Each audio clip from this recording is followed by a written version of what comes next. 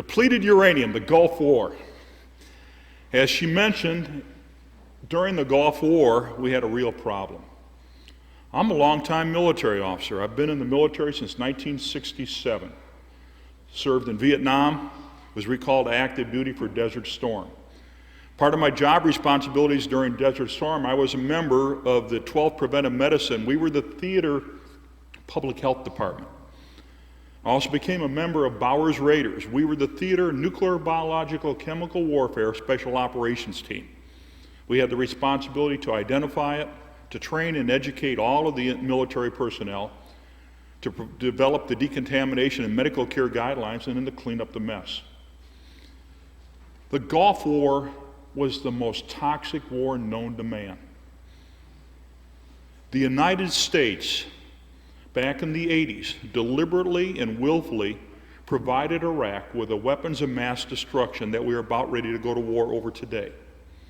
That is all verified in the United States Senate report, provided called the Regal Report. You can obtain that on the traprockpeace.org website.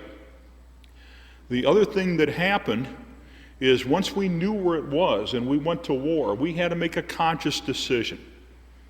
We made a conscious decision at the command headquarters that we would blow up Iraq's weapons of mass destruction in place, as chemical, as biological, as nuclear.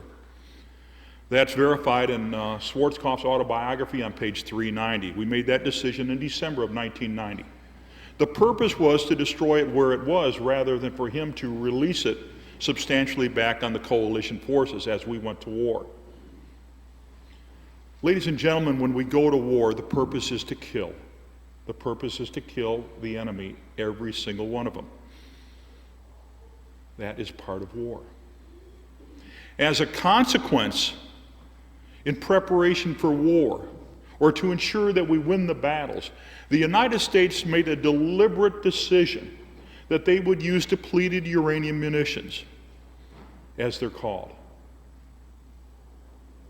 In 1990, when I was deployed to the Gulf War, I didn't know a thing about depleted uranium munitions. Well, that's 20 some odd years after I initially went into the military. In December of 1990, I received a letter via the United States mail into a combat zone from the Pentagon, from the senior health physicist for the U.S. Army, saying, you better think about depleted uranium. And I go, what's that? I've never heard of it. Did not know. We went to war. We're blowing up all the chemical and biological stockpiles that Iraq has. This is like hitting an ice cube with a hammer. All that happened is it came back on all of us. It came back on the Iraqis, the Kuwaitis, and the Saudis. We misuse pesticides beyond belief. Toxic industrial chemicals. You're moving a city, a giant military force, and they have to use all of that stuff. So all that stuff was released and came back on everybody. We had immunizations, the Anthrax Vaccine, that contains squalene instead of alum as the adjuvant. And this adjuvant is what gets the site ready for the reaction to make it safe again, so that the antidote in the immunization will work. But squalene affected the immune system. We had food and waterborne illnesses all over the place. They lit off the oil well fires, and we had incomplete combustion byproducts, massive byproducts, inorganic, organic, heavy metals, and everything coming out of the oil wells, and we breathed that in. It was a toxic war, a toxic mess.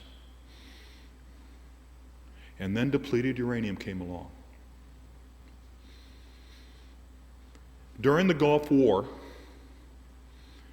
the United States fired over 350 tons of munitions containing uranium-238. 350 tons. Now, any place that we go, whether in Illinois where I come from, or here in Seattle, or in England, or any place around the world, if you were to take 1 pound of solid uranium-238 and throw it out in anybody's backyard or in your community park, or I just came from Massachusetts, if they were to throw it in the Commons in Concord, Massachusetts, where our nation was born, you would go to jail forever. you would be in jail for a long time. However, the United States could take our radioactive waste, put it into munitions, and throw it into anybody else's backyard with immunity. Or so they continue to think. Depleted uranium munitions are solid uranium-238. They are not coated, they are not tipped. Each and every tank round fired by the Abrams tank is 10 pounds of solid uranium-238 contaminated with plutonium, neptunium, and americium. Now, the contamination came from the U.S. Department of Energy manufacturing sites in Paducah, Kentucky, Oak Ridge in Tennessee, and Portsmouth in Ohio. Solid uranium-238. Now, the A-10 Warthog aircraft, it's a phenomenal tank buster. It's excellent in combat, just like the Abrams tank is. Each individual round fired by the Warthog is 3/4 of a pound of solid uranium-238. They are not coated, they are not tipped. We fired about 1 million rounds of the 30 millimeter during the Gulf War. 15,000 rounds of the tank round during the Gulf War for about 350 tons of solid uranium-238. The majority of the casualties during the Gulf War, the majority of those that died, the majority of the Americans that died during the Gulf War and that were injured in the Gulf War were as a result of friendly fire. The U.S. shooting the U.S. with uranium munitions. When I got the tasking from the Pentagon down through Norman G. Schwarzkopf, directly to D.G. Zulis. Now, Schwarzkopf was the theater commander, overall, the top general. He was in charge of the war. D.G. Zulis was the theater medical commander, and I worked for him. They told me, clean up the DU mess. And I'm going to finish the job. When we got up into northern Saudi Arabia, KKMC, that's King Khalid Military City, we're collecting the U.S. friendly fire vehicles there. We walked in there, and members of the 144th Maintenance Company were in there working on this already, and they're in cutoffs in their boots, and that's about it. They're sucking uranium dust in. They're sucking uranium contamination. They're absorbing uranium contamination. We walked in there, and there's only one way to describe it, and it's very appropriate in this building, this church. Oh my God. Within 72 hours, we were sick. Within 72 hours, respiratory problems started on myself and the rest of my team, and we were already seeing it on the individuals. The 144th was there, and we're already hearing reports of that from the friendly fire casualties. Within 72 hours. The rashes started, open sores that opened and bled.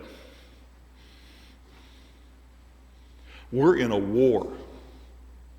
Things are blowing up around us. We're pulling unexploded ordnance out of these destroyed vehicles.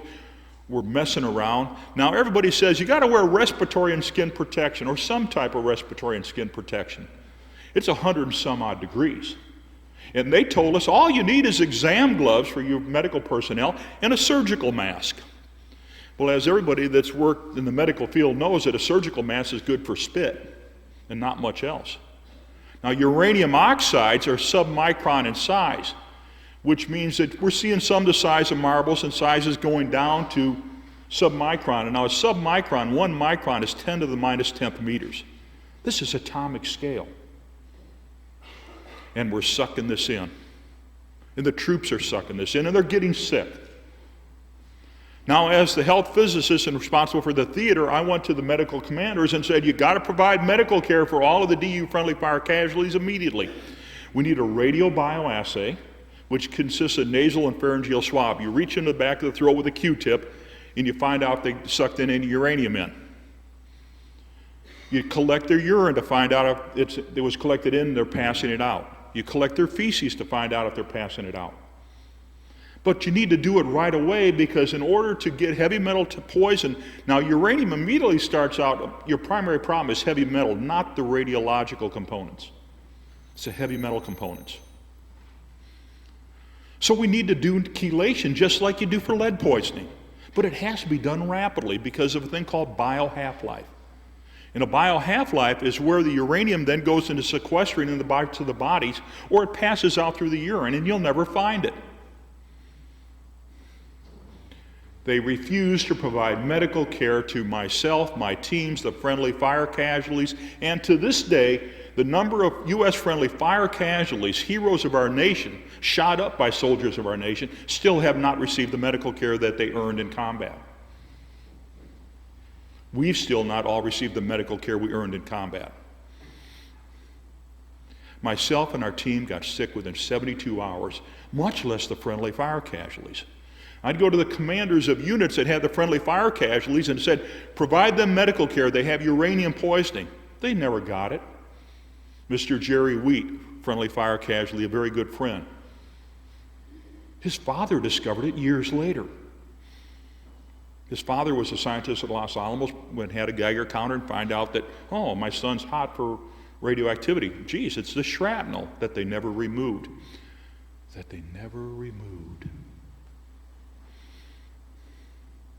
We've had a toxic wasteland, an unbelievable toxic wasteland caused by deliberate Iraqi actions with their weapons of mass destruction in their Scuds.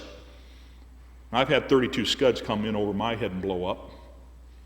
You just, crawl under your bed, which is basically a canvas cot, and you put on your protective clothing and hope that that protective clothing works and that the warhead doesn't come down and blow up in your face.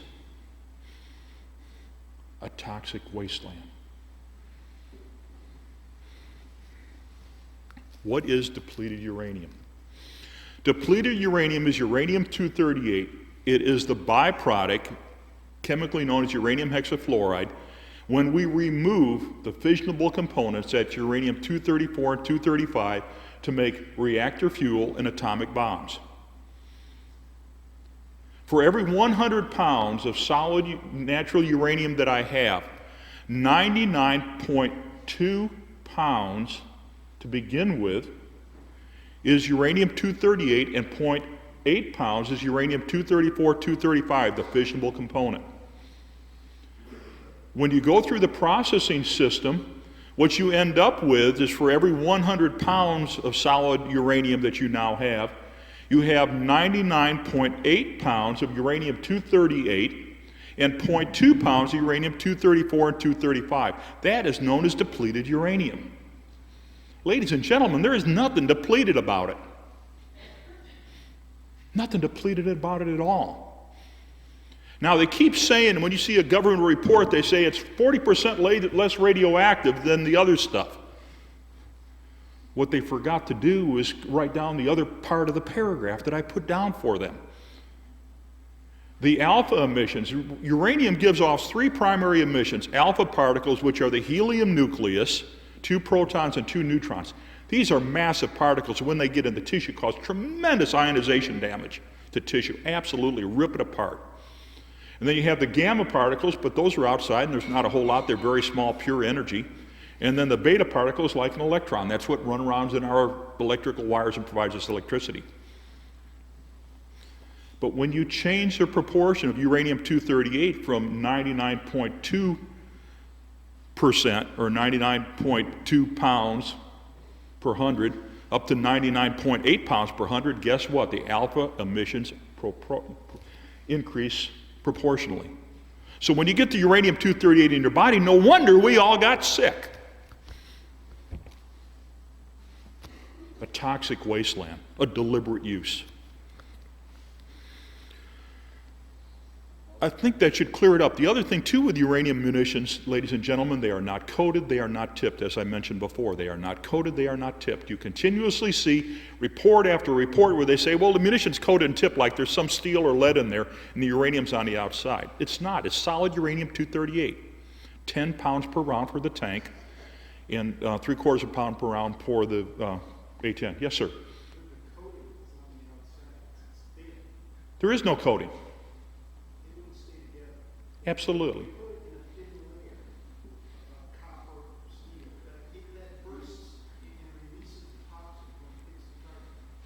There's a very thin copper coating on the A10 round, the 30 millimeter round. It's so thin that it's only to protect the gun barrel riflings, then it's gone. And we don't have anything on the tank round. Okay? The only thing that's on tank round is paint. Okay? So there's nothing there. It's irrelevant. Okay? So that's, how it works. Now, when a DU round impacts, now, ladies and gentlemen, I'm a warrior. And you probably, if you've listened to Scott Ritter or met Scott Ritter, Scott's the chem portion, I'm the nuke portion. Okay? God bless Scott Ritter. I can't say that enough. He's a good friend, and God bless him. He's another American hero. Okay. When the DU round is fired, you fire the DU round. Now that DU round, you'll see it in the slides when I show those. The DU round automatically catches fire. Uranium is pyrophoric. It catches fire just moving it through air. Again, friction. Now this round is moving extremely high velocity. The tank round is about 3/4 of an inch in diameter, and it's 18 inches long, and it's 10 pounds and weighs 10 pounds, or over 4,500 grams, when we actually talk about mass versus weight. Now this thing is a gigantic kinetic energy dart. It's a massive dart flying at phenomenal velocities with tremendous forces and pressures over a little area about 3/4 of an inch in diameter, and it just goes right in like mad. It kills everything. Inside the vehicle, you have spalling. The uranium is coming off, so what you see inside would be if I took a whole handful of BBs, ignite all these BBs, or ball bearings, throw them at extremely high velocity, and they're going through this vehicle at unbelievable forces, and anything that's inside ignites, anything that's in there blows up, anything that's in there dies. Now, you can have survivors in some vehicles. It just depends on where they were and how many rounds hit it, and where the shrapnel went. It's a firestorm. It's a firestorm within the vehicle, beyond belief. Now, some of you have seen this and seen the videos where I show exactly what it looks like inside the vehicle on impact. And ladies and gentlemen, it's pure hell. Now, as that does, you have the uranium oxide and dust that are all formed. And what we learned from research firsthand in the desert, and then when I became the director of the Depleted Uranium Project for the Department of the Army, the Department of Defense, and NATO, I'm the guy that did the research. They told me to figure out how to use this in a war. And as a smart Army officer, I said, yes, sir, I'm going to go along and I'm going to try to figure out how to use it, because when you go to war, the purpose is to kill. Ladies and gentlemen, the purpose is to kill. You need to understand that. So as we did this, we get out there and find out that the uranium dust and oxide surrounds the area right around inside the tank and around the tank, solid for 25 meters, about 80 feet. You must have full respiratory and skin protection to go near there, which means that you need to wear what we know as a gas mask and some type of clothing to protect your skin from getting it on. No question. The U.S. Army's own training manual, Common Task Training, specifies that they must do that. We know from research that once the uranium dust impacts, it will settle out in about 30 to 45 minutes, but the minute you come in or step in again, it's resuspended. It'd be like taking a whole pile of talcum powder and throwing it on your table, on your desk, and hitting your hand. It goes up, it stays airborne, it comes down, and you can breathe it in and suck it in continuously until it is physically removed and properly disposed of. We worked on this for 3 months. It took our team, approximately 100 individuals, primary individuals, 3 months to clean up 24 depleted uranium U.S. friendly fire vehicles that were destroyed in combat. Now, we buried a whole bunch over in the desert with the human remains that I couldn't pull out. Had to download unexploded ordnance and all the other hazardous materials on these things. And our team got sick right away. And ladies and gentlemen, the first cancer started within 8 months, and the first cancer death within 2 years. And the last one died last January. And it continues. I had a father and son. The individual that distributed all the depleted uranium munitions during the war, a very good friend of mine, his father was also with us and helped clean up the mess. The father's already dead from lymphoma. Too many of my friends are dead from lymphoma. Too many of my friends are dead from all of these health effects. Depleted uranium munitions on impact are an awesome weapon. And therefore, as a consequence, the United States deliberately and willfully told us as early as 1991, when we were specifically tasked to clean up the mess, that no matter what, they were going to use the depleted uranium munitions. They were going to use the depleted uranium munitions. The famous Los Alamos Memorandum was sent to me in March of 1991 after I was tasked to clean up the depleted uranium munitions in the war. And I want to read this memorandum very specifically and quote from it so that you understand what is happening. Los Alamos, New Mexico, 1 March 1991. Subject, the effectiveness of depleted uranium penetrators. There is a relatively small amount of lethality data for uranium penetrators, either the tank-fired long version or the Gaui 8 round fired from the A-10 close air support aircraft. The recent war has likely multiplied the number of DU rounds fired at targets by orders of magnitude. It is believed that DU penetrators were very effective against Iraqi armor. However, assessments of such will have to be made. There has been and continues to be a concern regarding the impact of DU on the environment. Therefore, if no one makes a case for the effectiveness of DU on the battlefield, DU rounds may become politically unacceptable and thus be deleted from the arsenal. If DU penetrators prove their worth during our recent combat activities, then we should assure their future existence, parentheses, until something better is developed, through service DoD proponency. If proponency is not garnered, it is possible that we stand to lose a valuable combat capability. I believe we should keep this sensitive issue in mind whenever after action reports are written. Respectfully, Colonel Michael Ziem. I was told to lie. What you learned, what you saw, write it so that they could always use depleted uranium munitions. The health effects of depleted uranium munitions. I got another memorandum on 8 March of 1991, and this came from the Defense Nuclear Agency, and I'll just read one small quote in here. As explosive ordnance disposals, ground combat units, and the civil populations of Saudi Arabia, Kuwait, and Iraq come increasingly into contact with DU ordnance, we must be prepared to deal with the potential problems. Toxic war souvenirs, political furor, and post-conflict cleanup, post-nation agreements, are only some of the issues that must be addressed. Alpha particles, uranium oxide dust from expended rounds is a health concern, but beta particles and fragments from intact rounds is a serious health threat with a possible exposure rate of 200 millirads per hour on contact. Now, we actually measured it, and it's not 200, it's 300 millirems per hour on contact. However, the total permissible U.S. dose is 100 milli per year. So in 20 minutes, you exceed the U.S. dose for the general public. And we spread 350 tons throughout Iraq, Saudi Arabia, Kuwait. We deliberately did it in Kosovo and the Balkans in 94 and 95, again in 1999.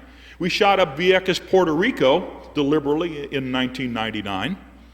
Okinawa, Korea, and numerous states, and don't do anything about it. So we're told that they have known what the health effects are, so I get a memo sent to me as the health physicist saying, hey, lie when you find, on what you find. We won't always be able to use it, but here's the serious health effects. And then a couple of years ago, I finally discovered out why. In 1943, the United States was at war, World War II. General Leslie Groves was the head of the Manhattan Project to develop the atomic bomb. And at that time, some of the greatest physicists in the history of the world, Conant, Compton, and Urey, sent a letter to General Groves, and they recommended that the United States deliberately use radioactive materials in uranium to contaminate air, water, and soil to cause the respiratory, the blood, the cancers, the gastrointestinal, all of the effects that we encountered on myself, within my team, and all the friendly fire within 72 hours in the Iraqis, okay, and all over the place. So it was known all the way back. No wonder the Defense Nuclear Agency March 8th memo said it's a serious health threat. It's not a question. It was there and known all along. How does it work? It kills everything on impact. It's a firestorm. It's unbelievable. Now, when it gets into the body, what we found out is it causes the respiratory problems fairly rapidly, because that's what happened to me and my guys and everybody else. It's like super asthma, okay? And then what develops then is calcified granulomas, and you develop what's called reactive airway disease. You basically drowned when you try to do any activity. Already known, always known, happening. The rashes come in. Now, what happens is the uranium, you got a bio-half-life. When it gets into the body through respiration, 57% is insoluble. So now I got this heavy metal particle that's also radiological sitting in the lungs, and it's going to cause the particulate damage, just like breathing coal or dirt or wheat chaff or anything in. It's not a good day. But now they got the radiological component that's irradiated in the lungs at 300 millirems per hour just for beta. In the alpha particles, I've measured up around 1,200 to 15,000, just depends on what they are, but it's irradiating, so it's causing all kinds of damage. Permanent damage in the lungs. The 1943 memorandum said it would start within hours and days and permanent damage within weeks, and it happened. Happened to me and happened to everybody else. Now, the other 43% is soluble fraction. That's soluble fraction of uranium. Now, this is a heavy metal radiological toxin that goes to the lymph glands and messes up your immune system. It goes to your teeth and displaces the calcium in your teeth. And so what we're seeing today and what's happened to me recently is I'll be eating a piece of bread or something, my teeth just fracture off, and I'm getting the same report from all over the country. There's no calcium in the tooth, so the tooth structure just breaks. We also have the uranium going into the bone. It's a calcium seeker, so it replaces the uranium in the bone. So now you got osteopenia, osteoporosis starting out right away, not even a question. Then you have the uranium going down to the kidney, and it's like a seed. It's a kidney stone, forms a kidney stone. Now that uranium is extremely soft. Uranium is not hard, it's extremely soft. Then you get the calcium and the oxalates, the other things that come down, now you get a kidney stone forming. However, you got the radioactive component that's causing tissue damage, and the heavy metal that's causing tissue damage, and you form scar tissue called a thyrocast around the uranium, and you can't get it out of the kidney. Shockwave lithotripsy, the current way that you break up a kidney stone without doing surgery, won't work. It's a soft complex. It won't break it up. So that kidney stone is embedded in the kidney, and they keep forming, and I don't know how many, I gave up my number of kidney surgeries. After a while, they just said, it's in the dozens. There's no sense counting them anymore. That stone forms in there, and they can't remove it unless they remove it from surgery. Now, the uranium stone is formed down there, and it's locked in the lower part of the kidney in the calyx. So what you have is continued chronic kidney pain. How would you like to go to war, have them use ammunition, not provide medical care, not tell you, and then when you get so painful that you literally can't step into your own pants? It's not a good day. So we've got all these things happening. And then the cancers developed. Member of my team, he had the first bunk in our tent closest to the uranium contamination in the Gulf War. And he developed cancer of the pharynx and the larynx, up here in the back of the throat within 8 months. He's dead. Sitting's dead. Sewell's dead. I just count and count and count. Dave Kiefer, the guy that had the responsibility, and his dad's already dead from lymphoma because his dad was a civilian that came over to help us clean up the mess. And this is where it comes in very important to what's just recently happened in Idaho. Mr. Kiefer had the responsibility for cleaning up the DU armor and fixing the DU armor on the messed up tanks. And he's already died of cancer. They said the civilians weren't there and did it. Well, it's real funny. I got a picture of them doing it. Yeah, I guess it was my imagination. And it continues on that work. Was the Gulf War an easy war? Not hardly. It was a toxic wasteland. And it's still a toxic wasteland today. It's not changed. A toxic wasteland. From chemical and biological materials that Iraq deliberately used on us that we sold him, and he manufactured more from, that we then deliberately went and blew up in place that whipped it back on us starting in early when we got into the war, that we blow up immediately after the war. Camisea is probably the most famous one, but there were well over 105 sites that we knew of and blew up. Now the Camisea, the sarin, the cyclosarin that was blew up from Camisea, personally got me at 200 miles away. The Secretary of Defense, Dr. Bernard Roske, sent a letter to me, he was Deputy Secretary, said, Doug, you were hit by sarin and cyclosarin, go to the VA and get care. Well, I was 200 miles away. That's how far it goes. 105 sites all over. Then Scott Ritter's team, UNSCOM, God bless Scott Ritter, they went in and they blew up a whole bunch more and destroyed a whole bunch more of this stuff. Now guess where that came back on? The U.S. troops, the environment, the Iraqis, the Kuwaitis, the Saudis. And we wonder why the health effects and the photographs that are out there in the lobby and the next at the church are there and the kids are sick and dying. It's not even a question. So where does the blame land? It lands all over the place. But when we decide to deliberately use depleted uranium munitions, refuse to provide medical care, refuse to clean up the environment, we got a problem that we must deal with. What happened when we looked at all this stuff? Had all the orders. The orders kept coming on down. We started, do the medical care, provide the environmental cleanup. The orders never ceased. And the exposures never ceased because the medical care was never provided and the environmental cleanup was never done. One of the most disturbing facts that's happening right now, ladies and gentlemen, and I'm glad to see veterans in our audience today because, again, they help protect our freedom and that's what it's all about. But at the same time, when we go to war, if we use a weapon, we have to look at the responsibility and the consequences of the use of that weapon. The Gulf War had a total casualty count of 760 casualties when we redeployed in 1991. Redeployed means that we bring the troops back home. For me, I came back home and I went back to my laboratory at the University of Illinois in the physics department. Other ones back at plumbers and farmers and firemen and policemen. Today, ladies and gentlemen, a firm casualty count from Gulf War I, which was the one-year period, basically August of 1990 through the fall of 1991. These are the individuals who were actively involved in combat or the cleanup.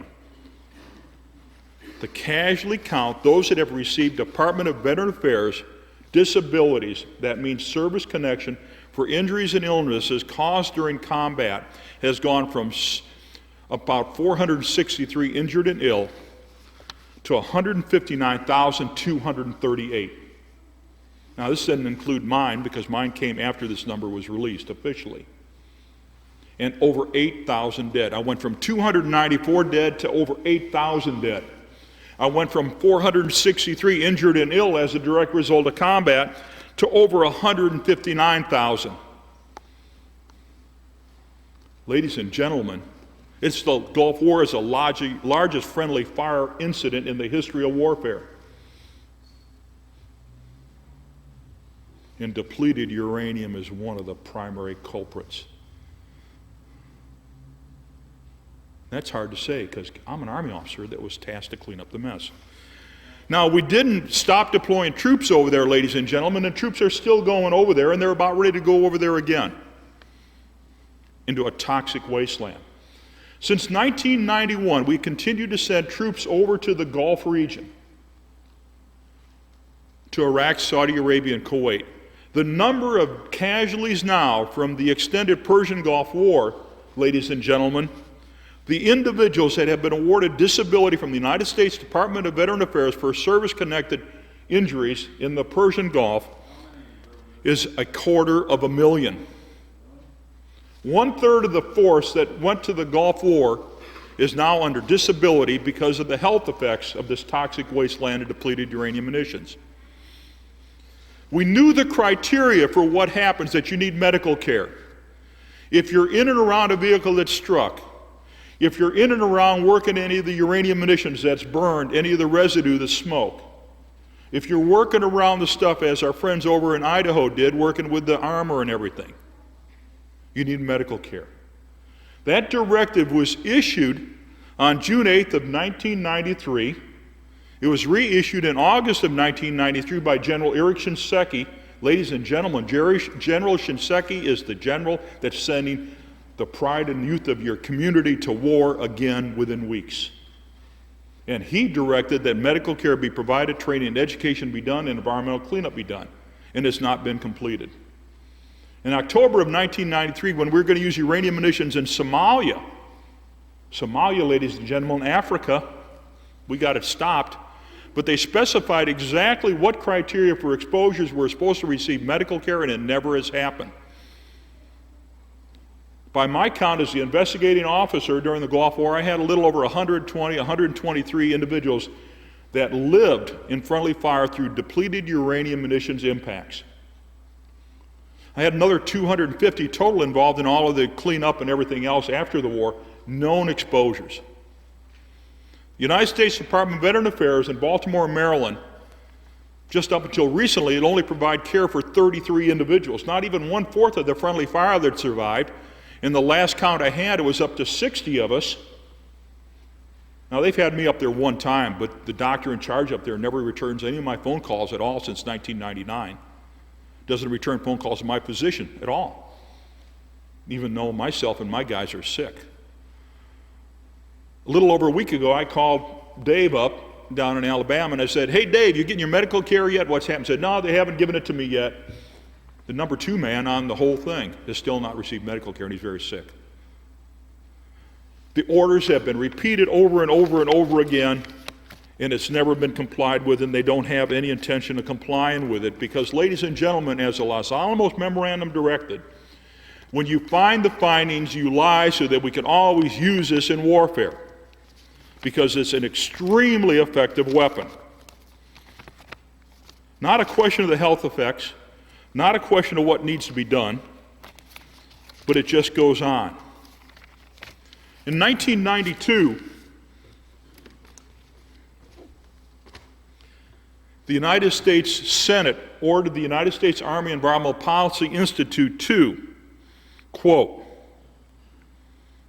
conduct a study on the health and environmental consequences of depleted uranium on the battlefield, remediation technologies which might be developed, and the ways in which toxicity of depleted uranium might be reduced. Please note that depleted uranium is fully supported by the Army as an item that gives the American soldier the winning edge on the modern battlefield. Thus, it is important to realize that the use of depleted uranium was carefully compared against other materials and determined to be superior. And it is. I did the assessment on the damage on Iraqi and U.S., and it's fantastic. When you go to war, the purpose is to kill. Use the best weapon you can. Today, ladies and gentlemen, I must urge that when we go to war, if we go to war, and I hope we never go to war again, that we have to make sure that the warriors, the soldiers, and everybody know that you have to deal with the consequence of the weapons you use. You can't take radioactive materials and deliberately and willfully throw them in somebody else's backyard, deliberately and willfully deny medical care to the U.S. veterans, the heroes of our nation. You can't deliberately and willfully deny medical care or the protocols to the enemy soldiers because according to the Geneva Conventions, if I shoot the enemy and he survives, I got to provide him medical care. We have forgot something about ethics and morality, and it never ceases to amaze me. Now, the medical care directives that were coming out just didn't end with that.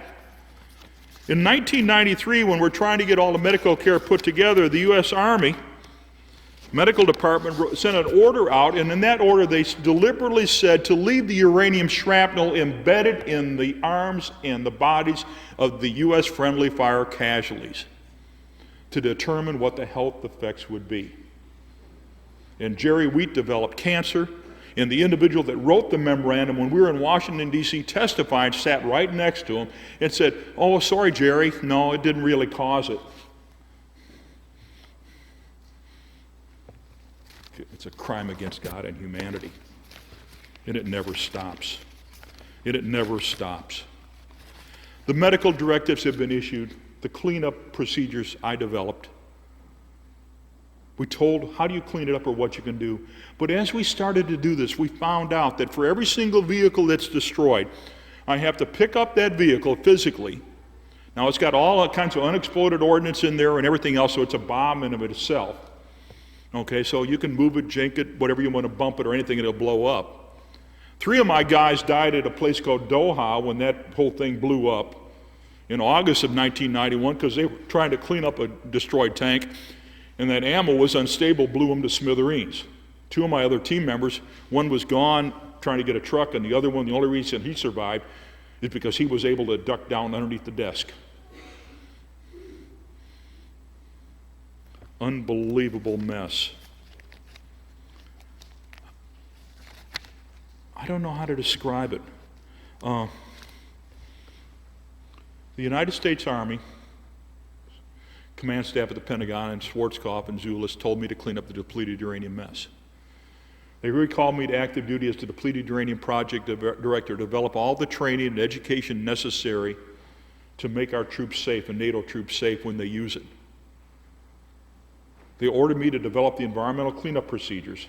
And we found out that for each single vehicle, I'd have to take that vehicle, physically remove it, and then scrape all the dirt down to 6 inches out to 400-meter radius in order to make it safe. The highway of death, ladies and gentlemen, is a toxic wasteland depleted uranium mess as we speak. The Seattle Post-Intelligencer, Larry Johnson, just wrote an article, and we worked on and talked with them. They went over there and measured the contamination physically at the site, and it was 1,000 times permissible. Had nothing to do with the U.S. Army measuring. That's your own local newspaper and your congressman. Not a question. An unbelievable mess.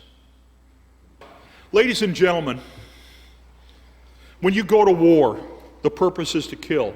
However, when we go to war, we have to remember what are the health and environmental consequences of the weapons that we choose to use in war. The Army asked me to clean this up.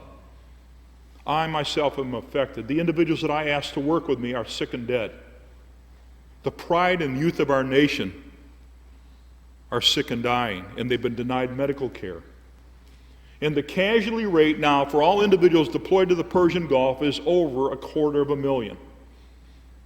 And we're about to go to war again. The gas mask, ladies and gentlemen, that we wear when we go to war, that was supposed to protect us there during the war, doesn't work. The United States General Accounting Office has absolutely verified that, and the Army knows it. When you move your head, the seal breaks under your chin, and when you don't have a seal, when you go into whether it's chemical or biological or radiological, you're going to breathe it in. And you're going to get sick and you're going to die.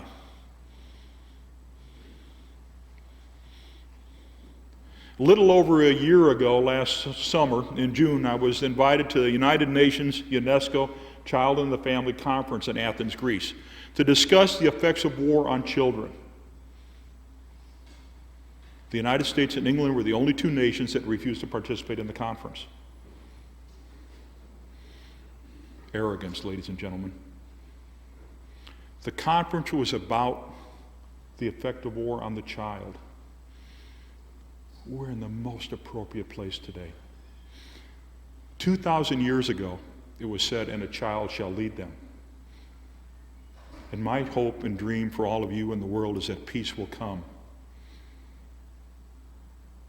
And maybe the prophecy will be refilled again, "And a child shall lead them." But if the children are dead due to the consequences of war, the refusals to deal with the health and environmental consequences of the use of disastrous weapons, where will the child come from? Where will be that child that will lead us to peace? Thank you.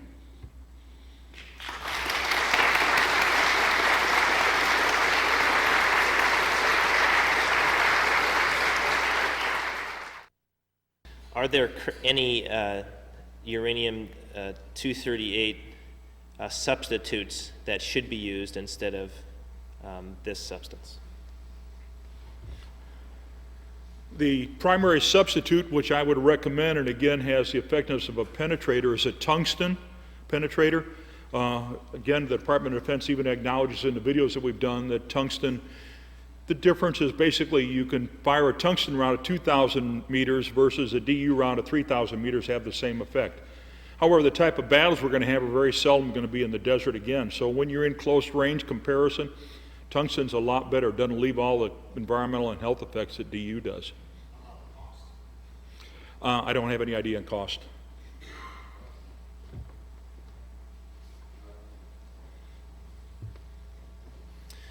John Stanford was the former superintendent of Seattle schools and former general in charge of supply during the Gulf War. He died a few years ago of cancer. Do you think he could have been a victim of depleted uranium?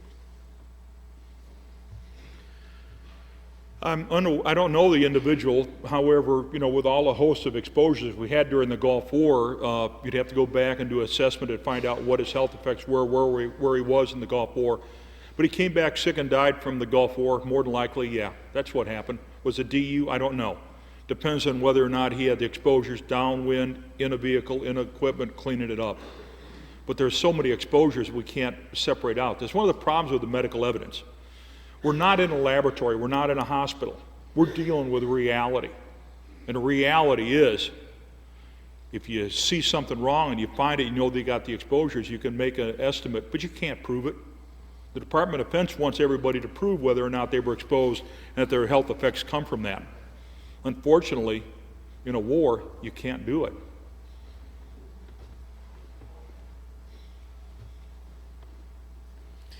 Can you describe how depleted uranium gets into groundwater and the food chain and its effects there? Depleted uranium is going to get into the groundwater and the food chain multiple ways. You got all the uranium dust contamination, all the equipment that breaks down, that then moves into the water table and into the water supplies. In the food, you have uranium oxides and everything that actually be absorbed into the plant structure. Now, one thing that we do know, the United States Army's Common Task Training specifically states that uranium contamination will make food and water unusable. So when you have that, ladies and gentlemen, and it also states in there they must wear full respiratory and skin protection. We also know it happens forever. Therefore, when the Army personally says that food and water will be contaminated, and that's an indiscriminate killer, that makes the use of depleted uranium a crime against God and a crime against humanity, because it doesn't matter, and again, and the child shall lead us.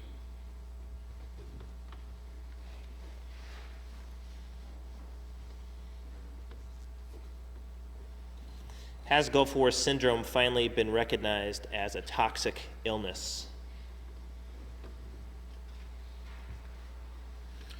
No. Gulf War syndrome has been not recognized as a toxic illness, and the reason is, if they have to acknowledge what happened to all of the veterans during the Gulf War and since the Gulf War, then they have to acknowledge that the same thing happened to the civilians.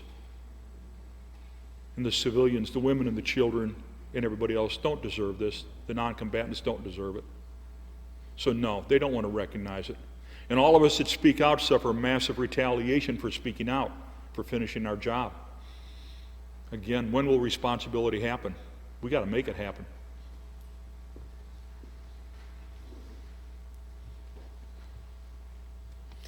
What studies have been conducted about the effects of depleted uranium on Iraqi soldiers and/or civilians?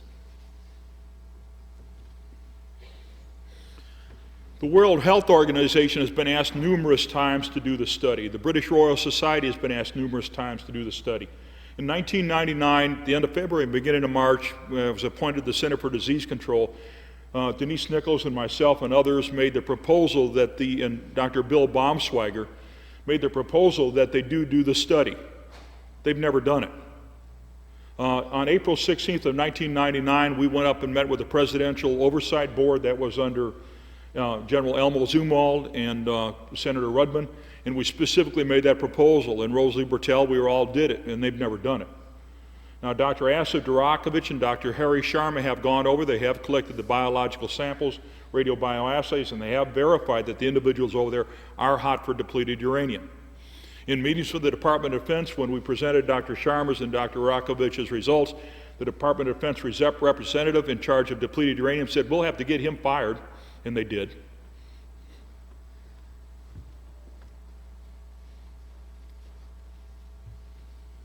In your opinion, how many people living in areas where depleted uranium are used are affected at this time?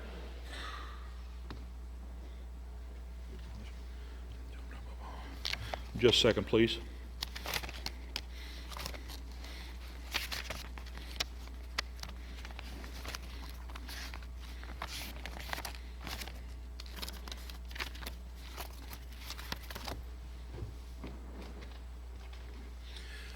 The individuals affected by depleted uranium, if you're in an area, again, coming back to the criteria for exposures, okay, and I've got to pull that paper up again if you wait a moment. If you're in the area, basically, if you're in the area where you're downwind of any contamination, where you work in the area of any contamination, if you've gone within 400 meters of any contamination, if you've been downwind within a fire, or you go back in an area that was contaminated, then you need medical care. That's the Department of Defense's own specific guidelines. Okay? So it's not a question. It goes back to the October 1993 directive. But the other thing, the June 1993 directive said anybody affected by it. So the men, the women, and children all over the world, Vieques, Puerto Rico, any place where it's been used, and they come into those criteria, they need medical care, and if they're sick, more than likely they had an exposure. But again, when you don't do the medical testing, you don't find it. If you don't find it, you're not responsible. If you're not responsible, you don't have to do anything. That's why medical care was denied to myself and all of the rest of the individuals, and it still is.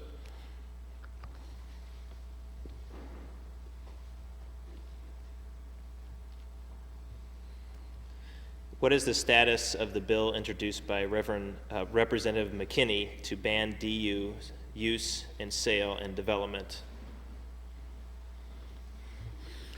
Representative McKinney, and again at our urging, and I've met with her and her staff, and we tried to get that bill in. The bill is locked in committee waiting for Department of Defense some type of comments or anything. I don't know. We need to force it all out. But remember, it's not going to be locked out. As long as the Los Alamos directive and the API directive are considered the way it goes, they're going to use DU forever. And anything that gets in the way, they're going to stop cold.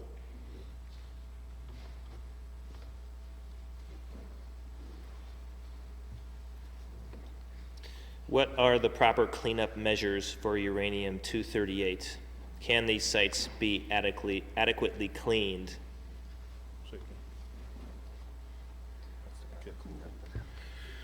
The cleanup procedures is you have to physically pick up the contaminated equipment, vehicle, or structure.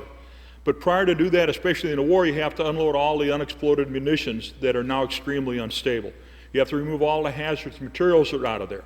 Then what you have to do is either take that a facility like Barnwell, South Carolina, that's a multi-million-dollar facility. It took them 4 years to clean up 24 vehicles.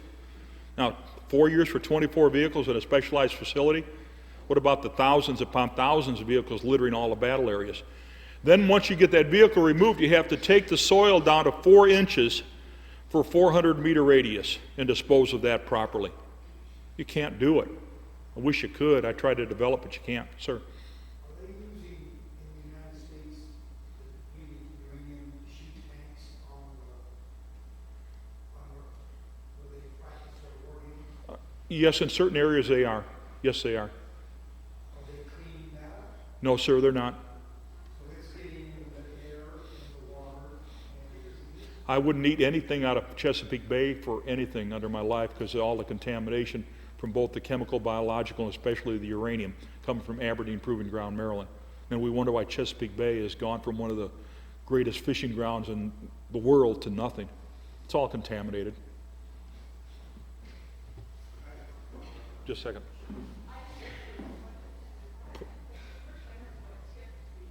I can't hear you.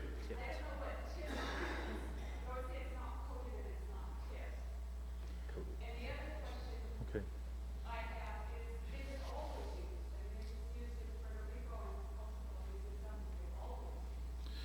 Okay, again, this is a total confusion, and the individual that started the confusion did it deliberately.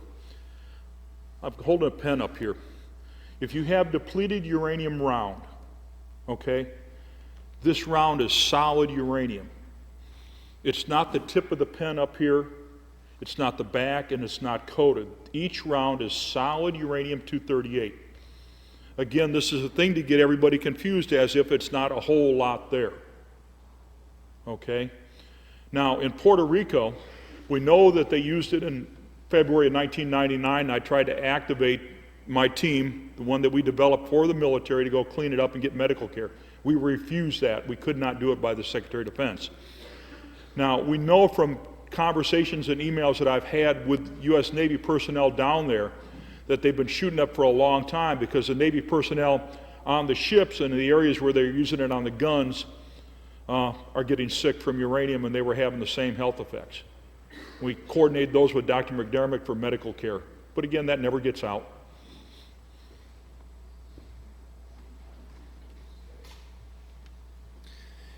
The Department of Energy is using uranium for these bombs. What else are they using it for? Or are they being recycled into consumer products and marketed? They have over 700,000 metric tons stored at Paducah, Kentucky, Oak Ridge, Tennessee, and Portsmouth, Ohio. So if you go to the United States Department of Energy website and pull up the environmental impact statement for uranium hexafluoride, you will find out that they want to sell it in concrete. That's called DU-crete. They want to put it in road building materials. They want to put it in buildings and structures, and they want to use it in weapons. So yes, be careful what you buy. Now, the other thing that we do know and have verified 100% is, as a consequence of war, they decided to recycle the metals from combat. So the United States Navy has bought cooking pots to fix food and serve food to our Navy sailors on their ships that are contaminated with uranium metal as a consequence of war and recycled. Be careful where you buy your car bumper. We had a case in Mattoon, Illinois, where they found the bumper was radioactive and it had been processed into a new bumper, and it was uranium-contaminated metal from the Gulf War, went through Japan, and got down to a bumper that was sold in Mattoon, Illinois.